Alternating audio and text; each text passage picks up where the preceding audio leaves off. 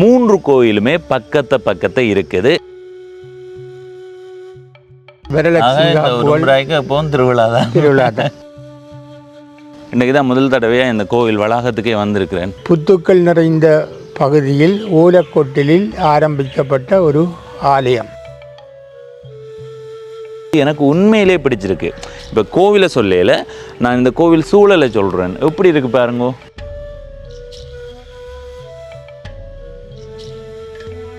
அழகு வேல் குத்தி போட்டு அவரும் வேலுண்டு வினை இல்லை, மயிலுண்டு பயமில்லை. மனமுருகி வழிபட்டு இது வேண்டும் என்று கேட்கின்ற போது அதை கொடுத்த தெய்வங்கள். இந்த காணொளி மூலமாக நான் ஒரு ஊரில் 3-4 கோயில்கள் பக்கத்து இருக்கணுமன்றதை ஊக்குவிக்கிறேன்னு கேட்டால் இல்லை. இந்த காணொளியை பார்த்து கொண்டிருக்கிற நீங்கள் எதிர்காலத்தில் ஏற்றுமதி இறக்குமதி சார்ந்த சேவையை பெற்றுக்கொள்ள விரும்புகிறீர்களா? கவலைப்பட வேண்டாம். ஜெஃப்னா பிஸ்னஸோட தொடர்பு கொள்ளுங்கோ. திரையில தெரிகிற இந்த தொடர்பெண்ணை பயன்படுத்தி அவர்களோட தொடர்பு கொண்டு மேலதிக விவரங்களை பெற்றுக்கொள்ளுங்கோ. இது மாத்திரமல்லாது நிறுவனங்களை பதிவு செய்து கொடுக்கிறார்கள், அறக்கட்டளைகளை பதிவு செய்து கொடுக்கிறார்கள், சகல விதமான சட்ட ரீதியிலான உரிமங்களையும் பெற்றுக் கொடுக்கிறார்கள். அத்தோட கணக்கியல் சேவையையும் வழங்குகிறார்கள். எனவே இந்த சேவைகளை பெற்றுக்கொள்றதுக்கு ஜெஃப்னா பிசினஸோட தொடர்பு கொள்ளுங்க. வணக்கம் நண்பர்களே, நான் உங்கள் நண்பன் தர்சனாமூர்த்தி பவனீசன். இன்றைய நாளில் இந்த காணொளியில் ஈழத்தில் யாழ்ப்பாணம் மாவட்டத்தில் உரும்பிரா என்ற ஊரில் இருக்கிற 3 கோவிலடி என்ற ஊரை உங்களுக்கு காட்ட போகிறேன். இந்த ஊரில் இருக்கிற சிறப்புகளுக்குள்ளே இது ஒன்றென்று சொல்லலாம். ஏனெண்டா 3 கோயிலுமே பக்கத்தை இருக்குது. எனவே இந்த கோவிலடி தொடர்பான முழுமையான ஒரு பதிவாக இந்த காணொளி இருக்க போது முழுமையாக பார்த்து உங்கள் கருத்துக்களை பகிர்ந்து கொள்ளுங்கள். இதுவரை பவனீசன் என்ற இந்த யூடியூப் சேனலை சப்ஸ்கிரைப் செய்யாதவர்கள் சப்ஸ்கிரைப் செய்து பக்கத்தில் இருக்கிற மணிபத்தன் பெல் ஐக்கானை அழுத்தி இணைந்திருங்கள். அப்போ தான் நான் போடுற ஒவ்வொரு காணொளியும் உங்களை வந்து சேரும். முதல்ல வீதியூடாக பயணம் செய்து 3 கோவிலையும் பார்ப்போம். உரும்பிரா என்ற ஊரை ஒரு தனி காணொளியாக பதிவிட்டிருக்கிறேன். இந்த 3 கோயிலடியாலேயும் பயணம் செய்திருக்கிறோம். ஆனால் இன்றைய நாளில் இந்த 3 கோவிலடியை பற்றிய ஒரு பதிவாக தான் இருக்கும். வலை பக்கத்தில் பாருங்கோ, ஒரு கோயில் இருக்குது. சரியா, நல்ல கோபுரத்தோடு இருக்கிற கோயில் தான், நல்ல வடிவாக இருக்குது. இந்த கோவில் சூழல் உண்மையில் எனக்கு பிடிச்சிருக்கேன்னு சொல்லுங்க. பார்ப்போம். சுத்தவரை நிறைய மரங்கள் நடப்பட்டிருக்குது. முதலாவது கோயிலினுடைய காணி எல்லை முடிகிறது இவ்விடத்தில் தான். சரியா, அப்படியே பார்த்திங்கன்னா அடுத்த கோவில் தொடங்குது. இதில் ஒரு கோவில் இருக்குது. ஆனால் இது கோபுரத்தோடு இல்லை. அந்த பகுதியெல்லாம் கோயிலினுடைய காணி தான். இது வீதியோரத்தில் பாருங்கள், இந்த வெளி வீதி பிரதான வீதி தான் வெளி வீதியாக பயன்படுத்தப்படுது. சரி, 3வது கோயில் எங்கே என்று தேடி பார்த்தா அப்படியே இங்கே பாருங்க, மிக பக்கத்தில் இருக்குது பாருங்க. இதுதான் 3வது கோயில். இது ஒரு கோபுரத்தோடு இருக்கிற கோயில். சிறப்பாக இருக்குது என்ன பார்க்க. இந்த 3 கோவில் என்ற பகுதியை சேர்ந்த ஒரு ஐயாவோட கதைக்க போகிறேன். வணக்கம் ஐயா. வணக்கம். உங்களுடைய பெயர்? எனது பெயர் அப்பாத்திர ஈஸ்வரநாதன். சரி, உங்களை எங்களுக்கு கொஞ்சம் அறிமுகப்படுத்திடுமா? நான் இந்த உரும்பிராய் கிராமத்தைச் சேர்ந்தவன், ஓய்வு பெற்ற கோட்ட கல்வி பணிப்பாளர். பக்கத்தில் 3 கோவில் இருக்குது. இதனால தான் 3 கோவிலடி என்று பெயர் வந்தது. இந்த கோயில்கள் எல்லாமே ஒரே காலகட்டத்தில் உருவாகிய கோயில்களா அல்லது கால வேறுபாடு இருக்குதா? எப்பயில இருந்து இந்த பெயர் அழைக்கப்படுது? உதாரணமாக கருணார பிள்ளையால் எடுத்து சொன்னால் அது கிட்டத்தட்ட 110 வருடங்களுக்கு மேலே மகோத்சவம் நடந்து வந்திருக்கு. மகோத்சவம்ன்ற கொடித்தம்பம் வச்சு கொடியேற்றி திருவிழா நடந்து வந்திருக்கு. அப்போ அதுகின்ற தோட்டம் அதுக்கு முன்னர் உருவாக்கப்பட்டிருக்கு. அதே போல் இந்த பர்வதவதி அம்மன் கோயிலும் இந்த ஊருக்கு ஒரு அம்மன் தான் முந்தி இருந்தது. இப்போ பல கோயில்கள் வந்துட்டுது. இப்போ பீத்தி அம்மன் கோயில், காளி கோயில் அப்படியாண்டு சொல்லியெல்லாம் கன அம்மன் கோயில்கள் இப்போ உருவாகி இருக்கு. ஆனால் இதுகள் ஒரு மிக நீண்ட பாரம்பரியத்தை கொண்ட கோயில்கள். முருகன் கோயிலும் அதே மாதிரி தான். முருகன் கோயிலும் உரும்பிராய் கிராமத்தில் ஒரு முருகன் கோயில் தான். அப்போ முருகான்றவை எல்லாரும் இங்கே தான் வரக்கூடியதாக இருந்தார். அப்படியான ஒரு நீண்ட ஒரு வரலாற்று பாரம்பரியத்தை கொண்ட கோயில்கள். உண்மையிலே இது இப்போ ஆரம்பிக்கப்பட்டதென்று சரியாக எழுத்துப்பூர்வமாக இல்லை. இந்த கோயில் இப்போ உருவாகினதுன்றது தெரியாமல் இருக்குன்னா அதனுடைய பழமை என்பது மிக அதிகமான கூடுதலாக நாங்கள் போகும்போது யோசிக்கிறது இது பொது கோயிலா இருக்குமா தனியார் கோயிலா இருக்குமா ஒரு எண்ணம் வரும். கோயிலும் என்ன மாதிரி கருணார பிள்ளையால் தனியாருடைய கோயில். முருகன் கோயிலையும் நான் தான் தலைவராக பணியாற்றி கொண்டிருக்கிறேன். அது தனியார் கோயிலா பொது கோயில்? அது பொது கோயில். அந்த அம்மன் கோயில் என்ன? அதுவும் பொது கோயில். பொது கோயில். இதுதான் உரும்பிராய் 3 கோவில் அடியில் இருக்கிற அந்த 3 கோவிலில் ஒன்றான பிள்ளையார் கோயில். பாருங்கோ, இந்த கோவில் சூழலும் நல்லா இருக்குது, கோவில் கட்டிட அமைப்பும் நல்லா இருக்குது, கோபுர அமைப்போடு இருக்குது. அடுத்தது இந்த பக்கம் பாருங்க, இடப்பக்கம் தோட்ட வழி எப்படி இருக்குது. இந்த கோவில் சூழல் நல்லா இருக்கா இல்லையா? பின்னுக்கும் தோட்ட வழி தான். நீங்கள் பாருங்க, இந்த பக்கமும் தோட்டம் தான், இந்த பக்கமும் தோட்டம் தான். கோவிலினுடைய பின்பகுதி அப்படியே எங்காலத்தினுமே பாருங்கள், ஏதாவது ஒரு வீதி இப்படியே போகுது, தோட்ட வழி தான். இந்த வீதியினுடைய 2 பக்கமும் தோட்டத்தை பார்க்க முடியுது, திக்காக வீடுகளையும் பார்க்க முடியுது. இந்த கோயிலில் இப்போ கட்டிட வேலைகள் நடந்து கொண்டிருக்குது. உண்மையாக இந்த கோயில் சூழல் மிக வடிவாக இருக்குது, பார்க்கவே ஆசையாக இருக்குது. ஏன் சொல்லுங்க ஆகும், 2 பக்கம் தோட்டம், கோயிலினுடைய தெற்கு பக்கமும் மேற்கு பக்கமும் தோட்டங்கள் இருக்குது. அடுத்தது இந்த இடத்துல ஒரு தேர்முட்டி பாருங்க.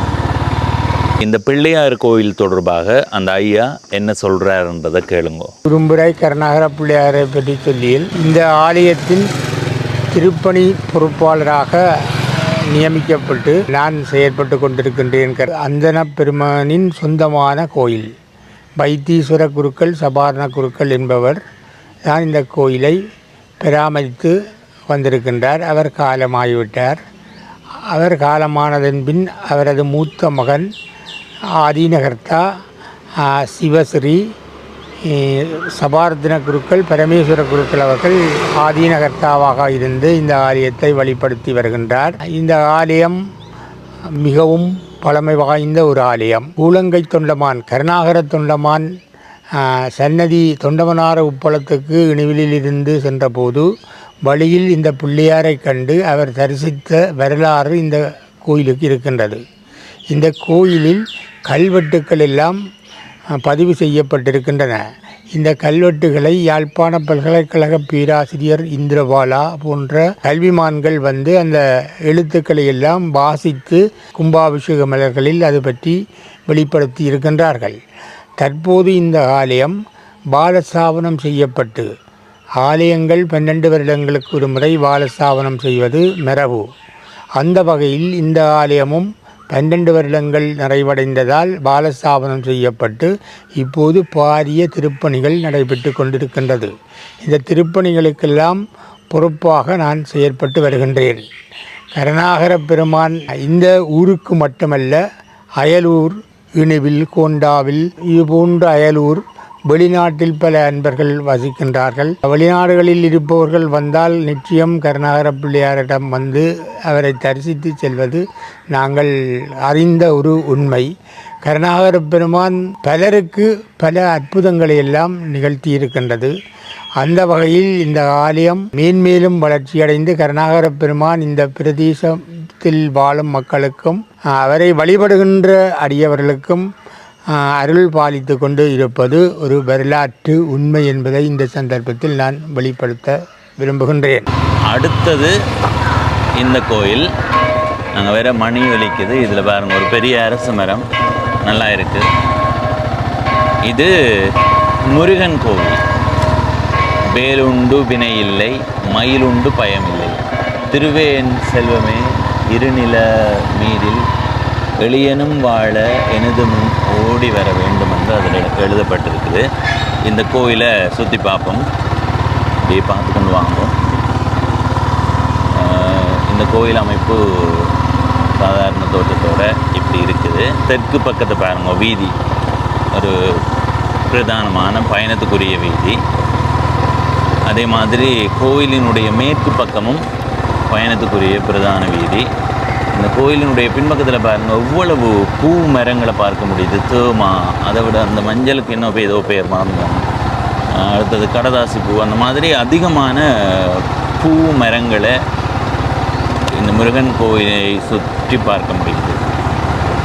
நிறைய மரங்கள் நிற்குதுங்க.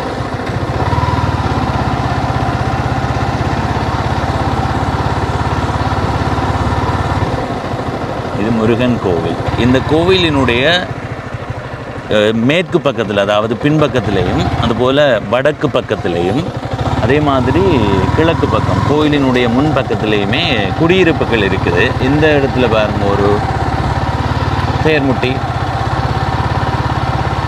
சரியா? அப்படியே பாருங்க முன்னுக்கு. இதுதான் கோவிலினுடைய முன் தோற்றம். இங்கே கோபுரம் இல்லை, சரி, இப்படி தான் இருக்குது. இந்த முருகன் கோவில் தொடர்பாக அந்த ஐயா என்ன சொல்கிறாருன்னு கேளுங்க. உரும்பராய் சிதம்பர சுப்பிரமணிய சுவாமி கோவில். இந்த உரும்பராய் சிதம்பர சுப்பிரமணிய சுவாமி கோவில் என்பது ஒரு முருகன் கோயில். இது உண்மையில் ஒரு மரத்தின் கீழ், ஒரு கொண்டல் மரத்தின் கீழ் புத்துக்கள் நிறைந்த பகுதியில் ஓலக்கொட்டிலில் ஆரம்பிக்கப்பட்ட ஒரு ஆலயம்.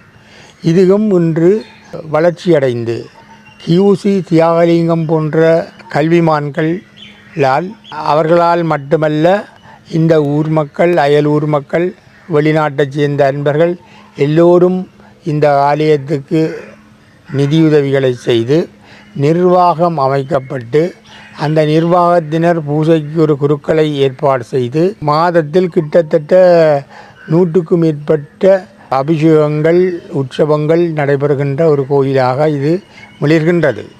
இதுவும் சுத்து கொட்டகையுடன் பெரிய வீதி, இந்த கோயிலின் வீதி ஒரு பெரிய வீதி. இந்த முருகப்பெருமான் உண்மையிலே அவரை நாடி வந்து கேட்கின்ற அடியார்களுக்கு அவர் அருள் பாலித்திருக்கின்றார். அது நம்பிக்கைக்குரிய நானும் நேரடியாக கண்ட விஷயங்கள். அதில் பிள்ளையார் கோயில், இதில் முருகன் கோவில். அடுத்ததாக நாங்கள் பார்க்க போகிறது இந்த கோவில். இந்த கோவிலை சுற்றி பார்ப்போம். ஆனால் இந்த கோவில் தான் இந்த 3 கோவிலுக்குள்ளேயுமே சோலையாக இருக்கிற கோவில். இது ஒரு அம்மன் கோவில். இதுக்குள்ளால தான் போகணும்.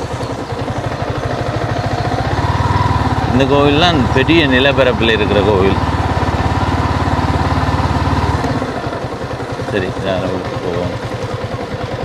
ஓ, நல்ல சோலையாக வச்சுருக்கு இந்த கோயில். பார்த்தீங்கன்னா அப்படியே பார்த்துக்கணும் வாங்க.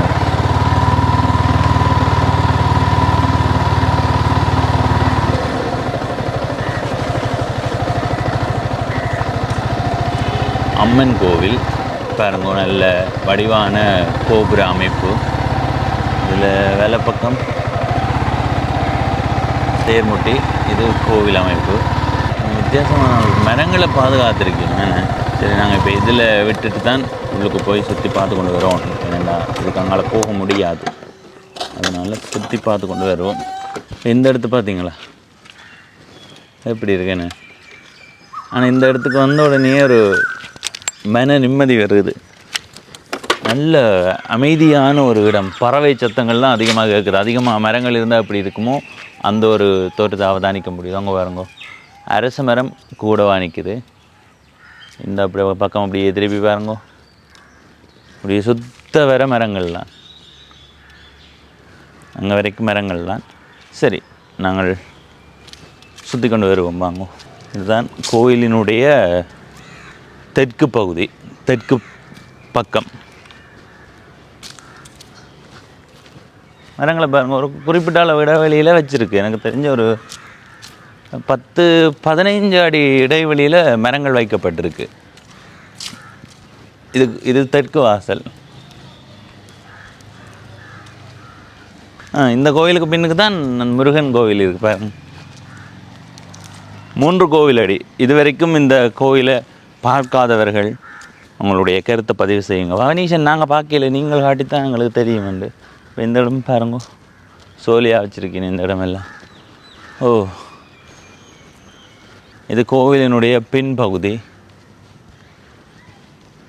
இந்த பகுதியை பாருங்க, பின்பக்கத்தை நிறைய மரங்கள். அந்த அதுக்குள்ளெல்லாம் பாருங்க, நிறைய மரங்கள். என்ன உண்மையாக எனக்கு மகிழ்ச்சி, இதை பார்த்ததில் மகிழ்ச்சி. இவ்வளவு காலத்தில் இன்றைக்கி தான் முதல் தடவையாக இந்த கோவில் வளாகத்துக்கே வந்திருக்கிறேன். மற்றபடி இதால் போகும்போது இதான் நான் 3 கோவில் அடின்னு போட்டு போகிறது. மற்றபடி உள்ளுக்கு வந்து பார்த்ததில்லை. இந்த கோவில் சூழல் உண்மையாக நல்லா இருக்குது. கோவில் எப்படி இருக்கணுமென்ற ஒரு கேள்வியை எல்லோரும் கேட்டால் இப்படி இருக்கணுமென்று அனுப்பி காட்டுங்கோ. நிறைய கோவில்களில் பெரிய நிலப்பரப்புகள் இருக்கும், ஆனால் மரங்கள் நிறைய இருக்காது. ஆனால் இது சொல்லி வேலையில் அப்படி இருக்குங்க பாருங்க. இப்போவும் வச்சுக்கொண்டு தான் இருக்கணும் என்ன. சரி, இப்படியே கோவிலை பார்த்து கொண்டு வாங்க.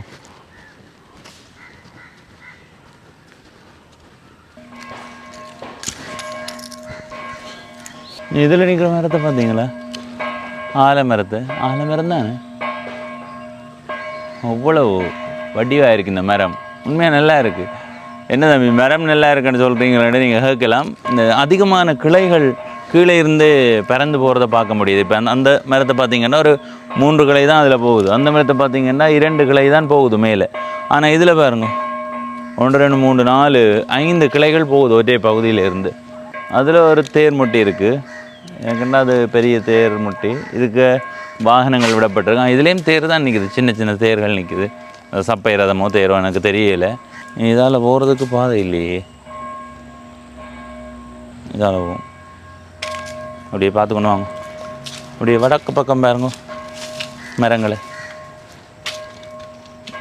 எனக்குன்னா இது எப்படி சொல்கிறது, எதாச்சியா சரி வச்சு விடுவோம்னு வச்ச மாதிரி தெரியல. திட்டமிட்டு வைத்திருக்கிறார்கள். நல்ல வடிவாக இருக்குது.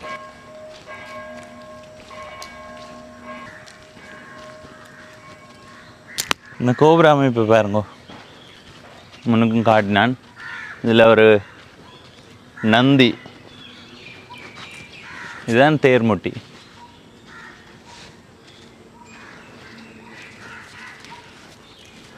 இந்த கோபுரத்தில் நடுவில் பாருங்க ஒரு அம்மன் சிலை வைக்கப்பட்டிருக்கு. பார்க்க நல்லா இருக்குது. இந்த கோவில் தொடர்பாக அந்த ஐயா என்ன சொல்கிறாருன்னு கேளுங்க. உரும்பராய் பர்வதவத்தினி அம்மன் நன்றி சொல்லி சொன்னால், முந்தைய ஆதி காலத்தில் இந்த கிராமத்தில் இந்த அம்மன் கோயில்தான் ஒரு அம்மன் ஆலயமாக விளங்கியது. இந்த அம்மன் ஆலயம் உண்மையில் இந்த கிராமத்தில் அடியார்களுக்கு ஒரு கஞ்சி வந்தால் அல்லது ஒரு உங்களுக்கு தெரியும் அம்மைய நோய்கள் என்று சொல்லுவார்கள், இவ்வாறான நோய்கள் எல்லாம் வந்தால் இந்த அம்பாளிடம் நேர்த்தி வைத்து ஆலயத்துக்கு வருகை தந்து அந்த அம்பாளது ஆலய கிணற்றிலே அவர்கள் நீராடி தங்களது வேண்டுதல்களை எல்லாம் அந்த அம்பாளிடம் செய்து பொங்கி படைத்து பல வழிபாடுகளை எல்லாம் நிகழ்த்தி வருகின்றார்கள். இந்த அம்பாளும் பலருக்கு பல அற்புதங்களை எல்லாம் வேண்டுதல்களை எல்லாம் நிறைவு செய்திருக்கின்ற ஒரு பெரும் தெய்வமாகும். இந்த கிராமத்தில் புரட்டாதி மாதத்து விஜயதசமி தினத்திலே இந்த அம்பாள் தன்னுடைய ஆலயத்திலிருந்து உரும்புராய் கிழக்கில் உள்ள ஞான வைரவர் கோவிலுக்கு சென்று மானம்பு உற்சவம், வாழைவெட்டு என்று சொல்லுகின்ற மானம்பு உற்சவத்தை நடாத்தி மீண்டும் தனது ஆலயத்துக்கு வரும்போது அந்த வழி நிறைய அடியார்கள் நிறகுடம் வைத்து அம்பிகையை வரவேற்று அர்ச்சனைகள் செய்து ஒரு பெரும் திருநாளாக அந்த விஜயதசமி இந்த அம்பாளுக்கு அமைந்திருக்கும். அம்மன் கோயிலை பொறுத்தளவில் வைகாசி மாதத்து பருவத்தை தீர்த்த தினமாக கொண்டு 10 திருவிழாக்கள் அங்கு நடைபெற்று வருகின்றது. அது மட்டுமல்ல, ஒவ்வொரு பங்குனி திங்களும் மிகச்சிறப்பான முறையில் உற்சவங்கள் நடந்து பொங்கல் வழிபாடுகள் எல்லாம் நடைபெற்று வருகின்றது. அநேகமாக கேதார கௌரி விதரம், ஒவ்வொரு மாதமும் பௌர்ணமி திருவிழா இதுகளெல்லாம் நடந்து ஐப்பசி வெள்ளி பல உற்சவங்கள் நடந்து அடியார்களுக்கு அம்பிகை அருள் பாலித்து கொண்டிருக்கின்றார். இந்த 3 கோவிலடியில் இருக்கிற இந்த 3 கோவில்களை பற்றியும் ஐயா தனித்தனியாக எங்களுக்கு சொன்னார். இப்போ சில பொதுவான கேள்விகளை ஐயாட்ட கேட்க போகிறேன். ஒரு ஊரில் ஒரு கோயிலை வச்சு இப்போ செயற்படுத்துறதுன்றதே பெரும் சிரமம். ஆனால் இங்கே பார்த்தா 2 கோவில்களில் நல்ல பெரிய கோபுரங்களோடு இருக்குது. முருகன் கோயிலில் இன்னும் கோபுரம் இல்லை. அப்போ இந்த ஒரு சூழலில் இவ்வளவு கோயில்களை 3 கோயிலை வச்சு நடத்துறதுன்றது சாதாரணமானது அல்ல. இந்த ஊர் மக்களுக்கு அதை எப்படி இதை சமாளித்து கொள்ளணும் அல்லது ஆர்வத்தோடையே செய்து கொள்ளணுமா, இல்லை எப்படியாவது கட்டி போட்டோம் சமாளிக்கணுமான்னு இருக்கணும்? இல்லை, இன்னும் கட்டி கொண்டிருக்கின்றார்கள். அந்த வகையில் சொல்லப்போனால் என்னென்றால், இந்த ஆலயங்கள் பழமை வாய்ந்த ஆலயங்கள். இது நான் சொன்னேன், பல அற்புதங்கள் பல அடியவர்களுக்கு கேட்டது எல்லாம் நிறைவு செய்து இருக்கின்ற ஆலயங்கள். பிள்ளையார் எடுத்தா என்ன, முருகன் எடுத்தா என்ன, அம்பாளை எடுத்தா என்ன, மனமுருகி வழிபட்டு இது வேண்டுமென்று கேட்கின்ற போது அதை கொடுத்த தெய்வங்கள்.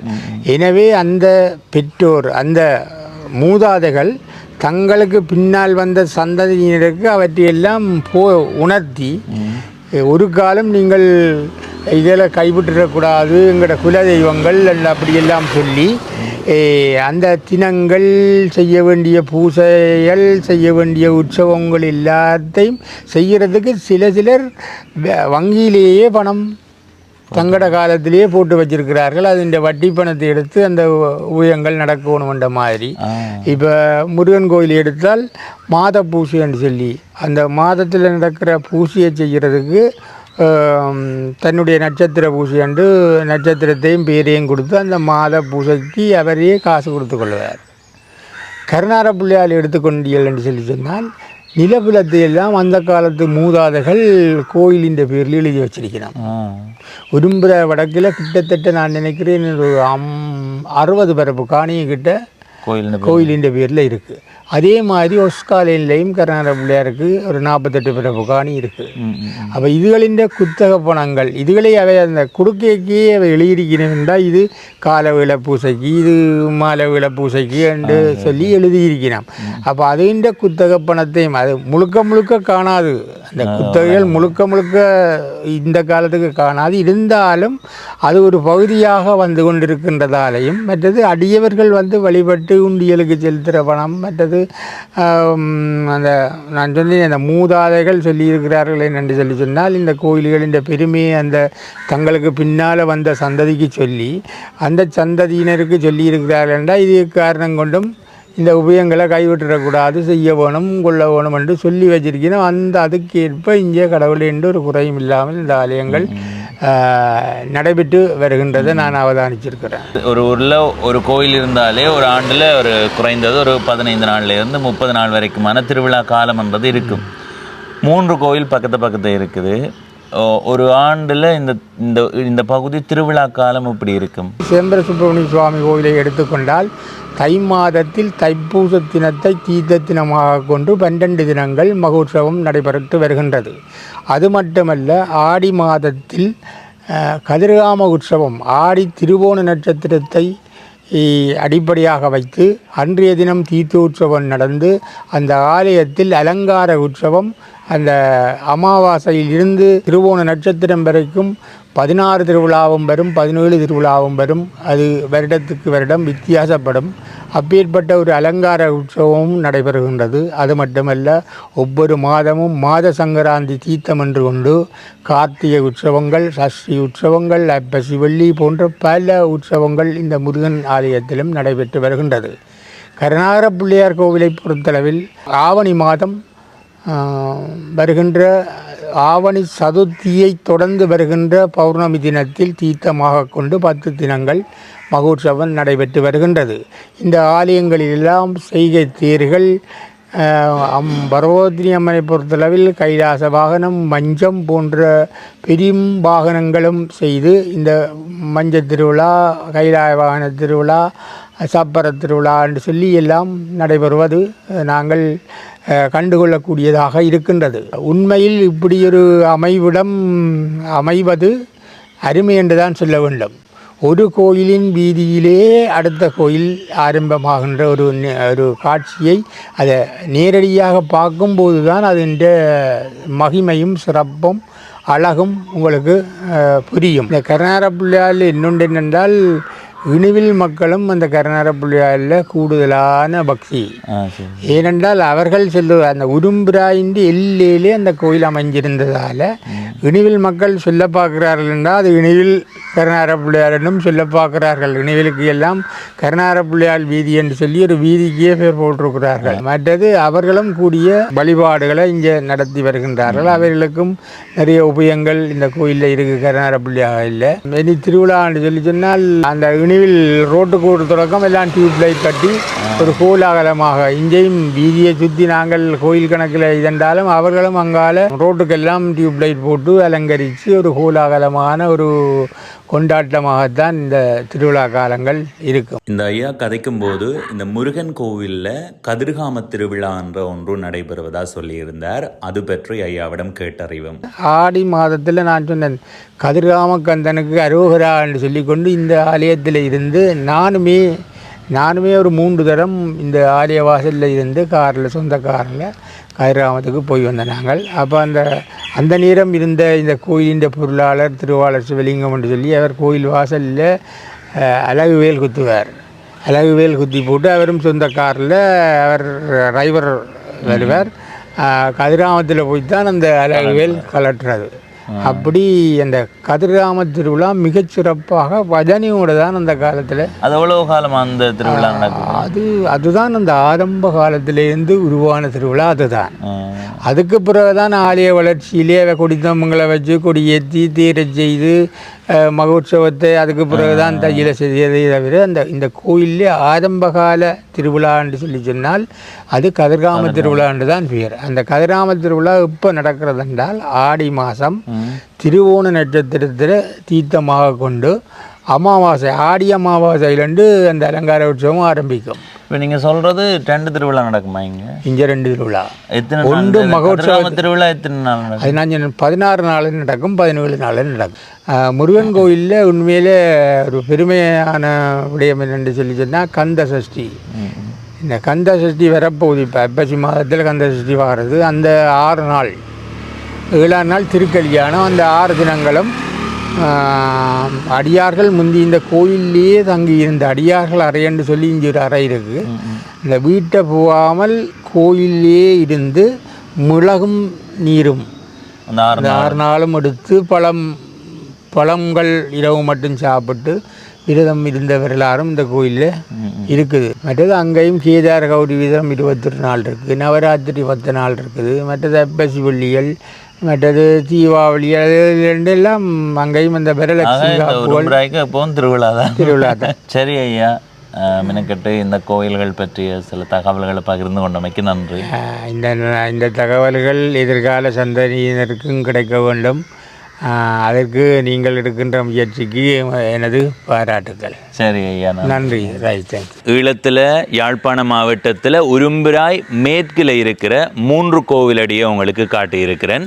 உண்மையிலே இந்த ஊர் எவ்வளவு செழிப்பாக இருக்குதுன்றதை இந்த கோவில்களை வைத்து உணர முடியும். இந்த காணொளி மூலமாக நான் ஒரு ஊரில் 3-4 கோயில்கள் பக்கத்து இருக்கணும்ன்றதை ஊக்குவிக்கிறேன்னு கேட்டால் இல்லை. இந்த இடத்தை பொறுத்த வரைக்கும் இந்த கோயில் எப்போ உருவாகினதுன்ற ஆரம்ப காலம்ன்றது தெரியாது. அந்த அளவுக்கு மிக பழமையான கோயில்கள் இந்த 3 கோவில்களும். எனவே இருக்கிற கோவிலை இடிக்காமல் அதை பாதுகாக்க வேண்டிய கடமையும் அதை சிறப்பாக கொண்டு போக வேண்டிய பொறுப்பும் இந்த ஊரில் இருக்கிற மக்களுக்கு இருக்குது. அந்த அடிப்படையில் அவர்கள் செய்து கொண்டிருக்கிறார்கள். இந்த காணொலியை பார்த்துட்டு பவனீசன் உரும்பிராய் மேற்கில் 3 கோவிலடி இருக்கா, பொறுங்கோ நான் 5 கோவிலடி எங்கெண்ட ஊரில் உருவாக்கி காட்டுறேன்னு ஏற்கனவே இருக்கிற உங்களுடைய கோவிலுக்கு பக்கத்தை கோவில்களை கட்டுங்கன்றதை ஊக்குவிக்கிறேன்னு கேட்டால் இல்லை. ஒரு கோவிலாக இருந்தாலும் அதை சிறப்பாக கொண்டு நடத்தி செயற்பட்டு செல்லுங்கோ. அதன் மூலமாக தமிழர்களுக்கு நல்ல எண்ணங்களை விதைத்து கொள்ளுங்கோ. அதுதான் பொருத்தமாக இருக்கும். இந்த ஊருக்கு வந்த இடத்த இந்த 3 கோவில் என்ற ஒரு பகுதி இருக்குன்றதை உங்களுக்கு காட்டியிருக்கிறேன். திரும்பவுமே சொல்கிறேன், இது ஒரு இடத்தினுடைய அமைவிடத்தையும் இந்த அழகிய சூழலையும் காட்சிப்படுத்துறதுக்கான ஒரு நோக்கம் மட்டும்தான். மற்றபடி ஊருக்கு பல கோவில்களை இந்த ஊரை பார்த்து அமைத்து கொள்ளுங்கன்றது என்னுடைய நோக்கம் அல்ல. ஒரு ஊரை பார்த்து இதே மாதிரி நாங்களும் அமைக்கிறோம் பொருங்கோண்டு பாதாங்குழியில் போய் விழுந்து கொள்ளாதீங்கன்றது இந்த இடத்தை பதிவு செய்து கொள்கிறேன். 3 கோவில்களுக்குள்ளேயுமே நான் முருக பக்தன் பல இடங்களில் சொல்லியிருக்கிறேன், தெரியாதவர்களுக்காக திரும்பவும் சொல்கிறேன். ஆனால் இந்த 3 கோவிலடியில் இந்த அம்மன் கோவில் சூழல்ன்றது எனக்கு உண்மையிலே பிடிச்சிருக்கு. இப்போ கோவிலை சொல்லையில் நான் இந்த கோவில் சூழலை சொல்கிறேன். எப்படி இருக்குது பாருங்கோ, சுத்த வர மரங்கள் என்ன, அதை பார்க்கவே அவ்வளோ ஆசையாக இருக்குது. ஒரு கோவில் கட்டுறதா இருந்தால் அதை கட்டிடங்களால் அழகுபடுத்துறதை தாண்டி அதை இயற்கையாலையும் அழகுபடுத்துவீர்களாக இருந்தால் அது மிக சிறப்பாக இருக்கும். செல்வச்சென்னை முருகன் கோவிலினுடைய சூழல் எப்படி இருக்குமென்னு உங்களுக்கு தெரியும். அதே மாதிரியே இந்த இடத்தையும் என்னால் அவதானிக்க முடியுது. நீங்களும் உங்களுடைய ஊரில் கோயில் இருக்குது, பெரிய ஒரு காணி பரப்பு இருக்குன்னு சொன்னால் அந்த காணிக்குள்ளே எதிர்காலத்தில் கட்டிடங்களை கட்டி கடையை வாடகைக்கு விட போகிறதில்லை. நீங்கள் அது கோயிலுக்காகவே வச்சுருக்கிற பகுதி. எனவே அந்த மாதிரி உங்களுடைய கோயில்களில் பெரிய நிலப்பரப்பு இருந்தால் அதை மிக சோலையாக மாற்றி கொள்ளுங்கோ. அது அந்த கோயிலுக்கு மிகச்சிறந்த வடிவை கொடுக்கும்ன்றதை இந்த இடத்தை பதிவு செய்து கொண்டு இந்த காணொலியில் இருந்து விடைபெறுகிறேன். இதுவரை பவனீசன் என்ற இந்த யூடியூப் சேனலை சப்ஸ்கிரைப் செய்யாதவர்கள் சப்ஸ்கிரைப் செய்து பக்கத்தில் இருக்கிற மணிபொத்தன் பெல் ஐக்கானை அழுத்தி இணைந்திருங்கள். அப்போ தான் நான் போடுற ஒவ்வொரு காணொலியும் உங்களை வந்து சேரும். நன்றி, வணக்கம்.